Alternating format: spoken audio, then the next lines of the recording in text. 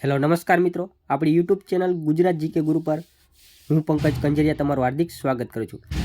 મિત્રો, આજરોજ ફોરેસ્ટ ગાર્ડનું જે પેપર લેવામાં આવ્યું તારીખ 24/2/2024ના રોજ શિફ્ટ નંબર 3 જે બપોરે 3 થી 5ના ગાળામાં જે પેપર લેવામાં આવ્યું સાંજે 5 થી 7ના ગાળામાં. ઓકે, તો એના એ શિફ્ટની અંદર કેવા કેવા પ્રશ્નો પૂછાયા છે, કયા કયા ટોપિકમાંથી પ્રશ્નો પૂછાણા છે, કેવા પ્રશ્નો પૂછાણા છે, એ આ વિડીયોની અંદર સંપૂર્ણ માહિતી આપણે જોવાના છીએ. અને આ જે પ્રશ્નો જે છે એ વિદ્યાર્થીઓની સ્મૃતિ આધારિત, એટલે કે જેમને યાદ રહ્યું હોય એમના આધારે આ પ્રશ્નો જે છે આપણને મોકલવામાં આવ્યા છે. તો એમાં કોઈ ક્ષતિ પણ રહી હોઈ શકે છે. વિડીયો શરૂ કરતાં પહેલાં આપણી આ યુટ્યુબ ચેનલ ગુજરાત જીકે ગુરુ પર નવા હોય ચેનલને સબસ્ક્રાઈબ કરી લો. વિડીયો સારો લાગે તો લાઇક કરો, તમારા મિત્રો જોડે શેર કરી શકો છો. તમારા કોઈ ડાઉટ હોય તો કોમેન્ટમાં જરૂર બતાવજો. તો કેવા કેવા પ્રશ્નો પૂછાણા હતા? તો આજની આ શિફ્ટ નંબર 3માં એક ક્વેશ્ચન એવો હતો કે ગુજરાતના દરિયા કિનારે કયા કાચબા બખોલ બનાવીને રહે છે, એવો એક પ્રશ્ન પૂછવામાં આવ્યો હતો કે ગુજરાતના દરિયા કિનારે કયા કાચબા બખોલ બનાવીને રહે છે.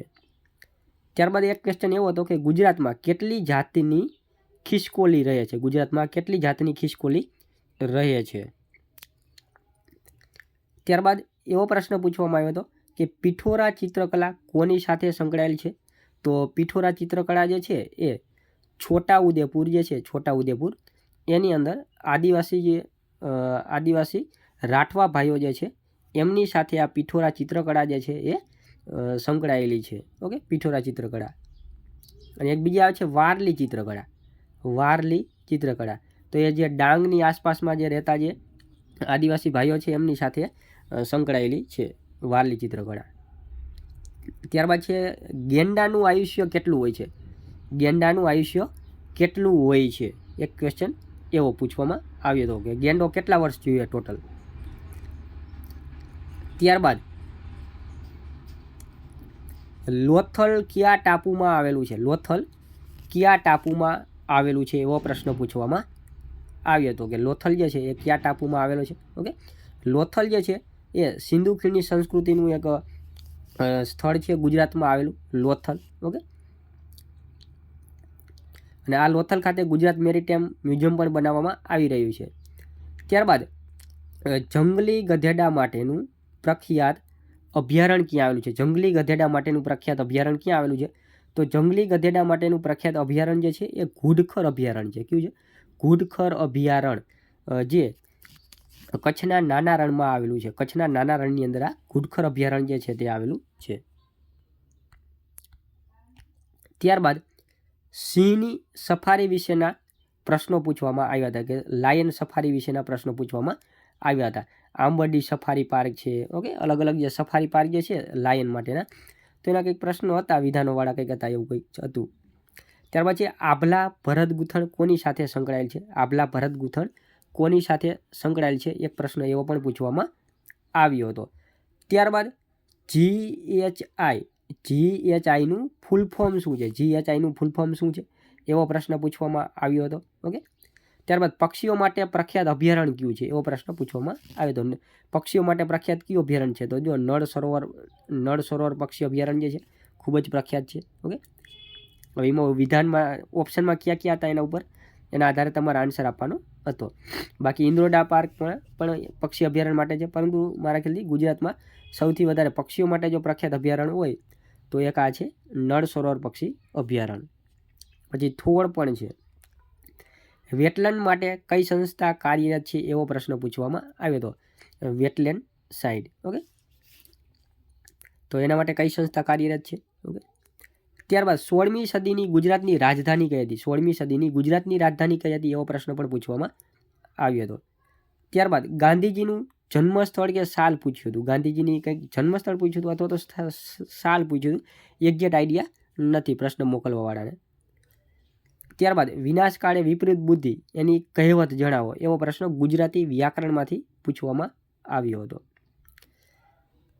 ત્યારબાદ એમિશન હમણાં ક્યાં લાગુ થયું? એમિશન હમણાં ક્યાં લાગુ થયું, એવો પ્રશ્ન પૂછવામાં આવ્યો હતો. ત્યારબાદ છે મિલનસાર ટીટોડી ક્યાં જોવા મળે છે? મિલનસાર નામની ટીટોડી છે એ ક્યાં જોવા મળે છે, એવો પણ એક પ્રશ્ન પૂછવામાં આવ્યો હતો.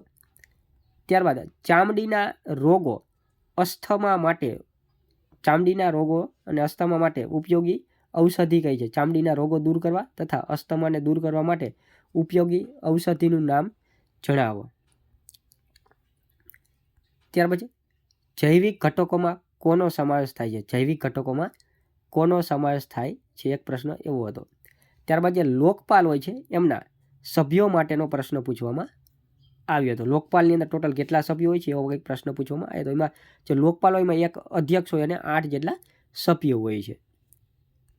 આ લોકપાલની નિમણૂક કોણ કરે, એના અધ્યક્ષના રૂએ કોણ, હોદ્દાની રૂએ અધ્યક્ષ કોણ હોય છે વગેરે પ્રશ્ન આમાંથી પૂછાતા હોય છે. ત્યારબાદ સિંહ સફારી કયા ક્ષેત્રમાં કામ કરે છે એવો પ્રશ્ન પૂછવામાં આવ્યો હતો કે સિંહ સફારી છે એ કયા ક્ષેત્રમાં કામ કરે છે. ત્યારબાદ શતરંજ સાથે જોડાયેલા ખેલાડીનો કંઈક પ્રશ્ન પૂછવામાં આવ્યો હતો. શતરંજ સાથે જોડાયેલા કંઈક ખેલાડીનો પ્રશ્ન પણ પૂછવામાં આવ્યો હતો. ત્યારબાદ નદી દરિયા કિનારાને મળે તે ભાગને શું કહેવાય? નદી દરિયા કિનારાને મળે તે ભાગને શું કહેવામાં આવે છે? ત્યારબાદ છે નાણાં પંચની નિમણૂકનો પ્રશ્ન પૂછવામાં આવ્યો હતો. નાણાં પંચની નિમણૂકનો પ્રશ્ન પૂછવામાં આવ્યો હતો. નાણાં પંચની નિમણૂક જે છે એ ભારતના રાષ્ટ્રપતિ દ્વારા કરવામાં આવે છે અને બંધારણના અનુચ્છેદ 280 મુજબ એની નિમણૂક કરવામાં આવે છે. ત્યારબાદ છે ગુજરાતના વન વિકાસને લગતા પ્રશ્નો પૂછવામાં આવ્યા હતા. ગુજરાતના વન વિકાસને લગતા પ્રશ્નો પૂછવામાં આવ્યા. પછી એક રૂઢિપ્રયોગ હતો દુઃખના ઝાડવા જે છે એ ઉગી નીકળવા એવો કંઈક રૂઢિપ્રયોગ જે છે એ પૂછવામાં આવ્યો હતો. તો આજની આ શિફ્ટ હતી, શિફ્ટ નંબર 3, ઓકે, 24/2/2024માં. તો એની અંદર આવા પ્રશ્નો પૂછવામાં આવ્યા હતા. ઓકે, તમારી શિફ્ટની અંદર કયા પ્રશ્નો પૂછવામાં આવ્યા હતા એ મને કોમેન્ટની અંદર ડિટેલમાં તમે જણાવો. ઓકે, તમારી શિફ્ટમાં કેવા પ્રશ્ન પૂછાણા હતા. ગુજરાત ગૌણ પસંદગી મંડળ દ્વારા ફોરેસ્ટ ગાર્ડની જે ઓનલાઈન એક્ઝામ લેવામાં આવી રહી છે તો એની અંદર આવા અત્યાર સુધીમાં પ્રશ્નો પૂછાઈ રહ્યા છે. તમારી શિફ્ટમાં કેવા પ્રશ્ન પૂછાય એ કમેન્ટની અંદર જરૂર બતાવો, જેથી કરીને આવનારી દિવસોમાં બીજી જે એક્ઝામ લેવાની છે તથા આ ફોરેસ્ટ ગાર્ડની જે બીજા લોકો એક્ઝામ આપવાના છે એમને પણ આ વિડીયો જે છે ખૂબ જ ઉપયોગી બની રહે. ઓકે, તો ચાલો આપણે મળીએ બીજા વિડીયોની અંદર અને આ વિડીયોને વધુમાં વધુ શેર કરજો.